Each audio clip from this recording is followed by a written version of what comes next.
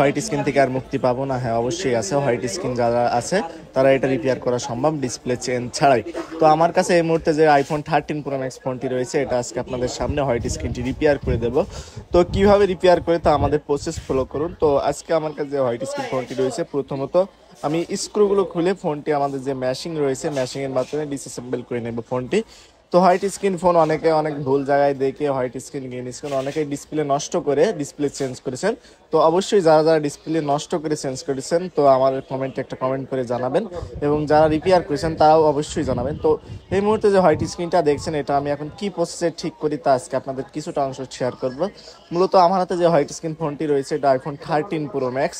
মূলত এই যে আইফোন 13 প্রো ম্যাক্স থেকে আপনার white screen green screen blink screen, তো আইফোনের যে হোয়াইট স্ক্রিন শুরু হয় আপনার এই 13 সিরিজ থেকে।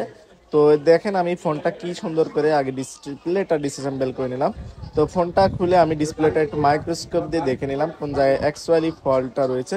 তো সেই জায়গায় আমি কাজ করে দেবো। তো মূলত একটু মেজারমেন্ট ঠিক রেখে তো এবং অ্যাকচুয়ালি কোন জায়গায় ফল্ট এসব একটু ভালো করে লক্ষ্য করলাম, অ্যাকচুয়ালি কীভাবে কোন জায়গায় ড্যামেজ হয়েছে কিনা। তো আমি হালকা করে ফ্ল্যাক্স পেস্টে একটা জাম্পার ওয়্যারের মাধ্যমে ডিসপ্লেটা আমি রিপেয়ার করে দেবো। অনেক সময় জাম্পার ওয়্যারের মাধ্যমে হয় না, সেক্ষেত্রে আপনার ফ্ল্যাক্স রিবন্ডিং করা লাগে।